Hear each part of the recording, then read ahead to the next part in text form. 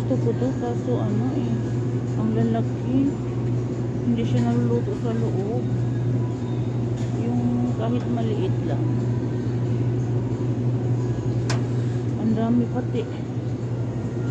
Dinala ako ng kaibigan ko. Tignan mo yung mga isda. Ang lalaki. Gusto ko paano kaya yung kainin naman. Ang lalaki. Ang sarap nitong tayo. Gusto ko may kalaskas pa. May kalaskas pa. Hindi malinis ata dito eh. Tayo pa maglilinis. Malinis na. Wala nang kalaskas.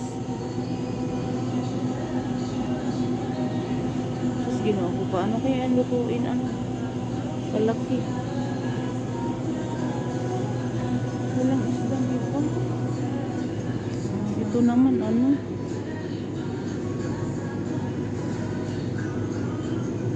Walang maliliit. Wala talaga ato. Naka-frozen naman.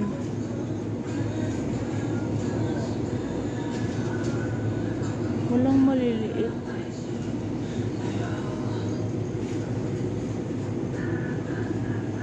Parang naka-frozen ata. Hindi siya frozen. Ang sarap ng tang. Kaskas na kaya to? Malinis na kaya to? Ito yung gusto ko na isda dito sa Japan, Thai. Kaso ang laki, bakit 2 piraso? Wala pang isa.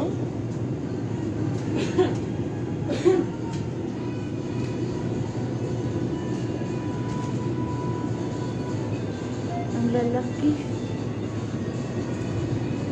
Ito maliit lang ata. Oh.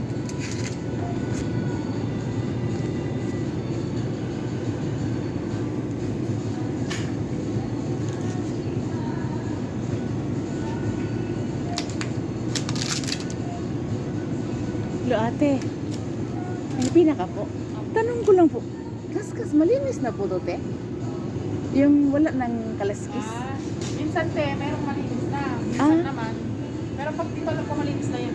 Pag ganito nakabalot? Ay, alam ba, yan po pag may hiwa na. Tignan niyo po sa gilid kung may hiwa. Pag may hiwa sa gilid, malinis na. Thank you, te, ha? Thank you, te. Pero usually, pagka nakabalot naman, malinis na siya. Na parang kaskas na. Kasi nakabili ako dati. Ako, malinis na. May... Pag doon, pinapalinisan po ito. Okay. Pwede kayo kumuha, pwede yung palinisan. Sige. Thank you, te. Nagtanong talaga ako.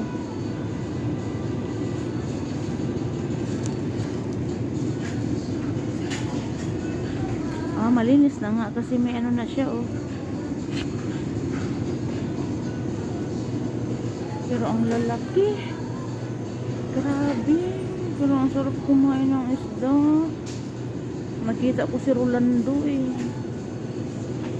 Ano bang maliliit? Uy, tika lang, ikot muna tayo. Ito naman, ayaw ko nito. Klarong ano. Maano na siya. Hindi na siya freshing. Talagang maliit.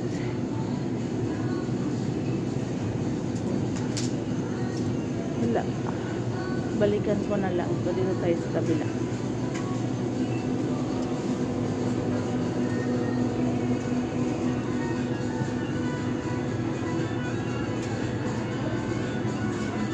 Ubus na pala.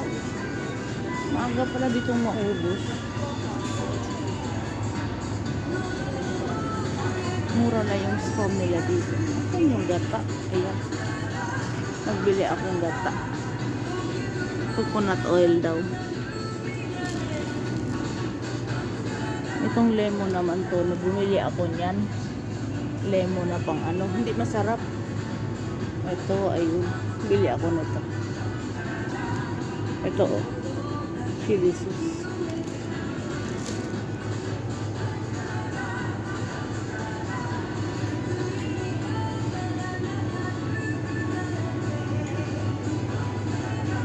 May bawang din pala sila dito kasi wala yung ano, original na bawang. Barbecue flavor. Adobo daw, hindi yan masarap. Barbecue. Bakit pula? Di ba ang barbecue ano yun? Barbecue flavored fried corn. Di ba nga ang barbecue ano yun? Kulay yellow. Nganong kuan man nila eh? Ngano man eh? Nga lain man ni kulay. Pero parang hindi yan masarap.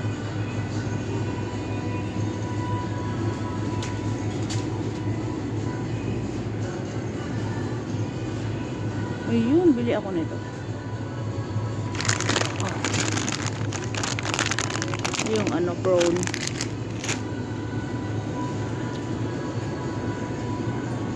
Dami naka-ref. Naka-frozen. Hindi ako bibili. Mga gulay lang binili ko. Gulay. Kasi may mga ano ako doon. May karne ako doon. Kaya ako bibili ng ano. Ang dami, diba? Grabe, ang dami.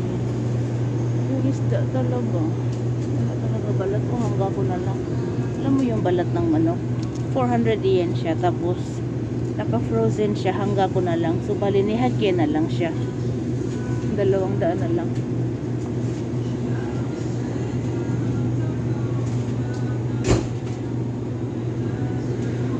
Yung sausage nila. Masarap tong sausage na to. Oh. Arabiki. Masarap to. 50%. Bakit kaya 50% na lang? Ang kalahati ba yung 50? Why?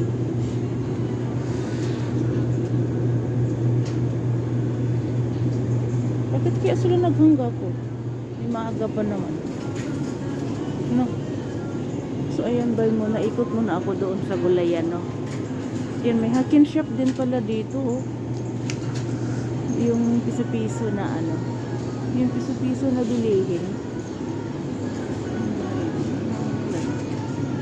Nandun si ate.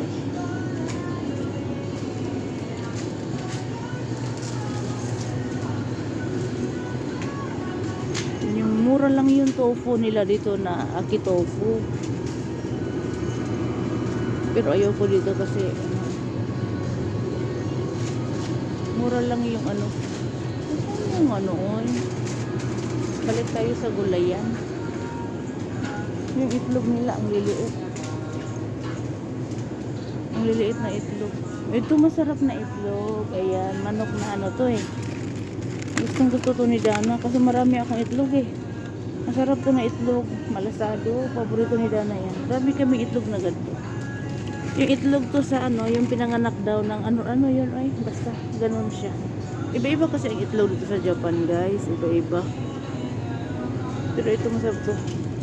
Pwede siyang hilaw lunukin mo.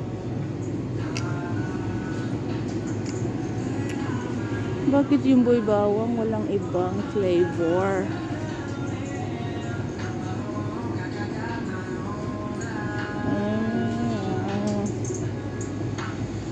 So wala akong makita.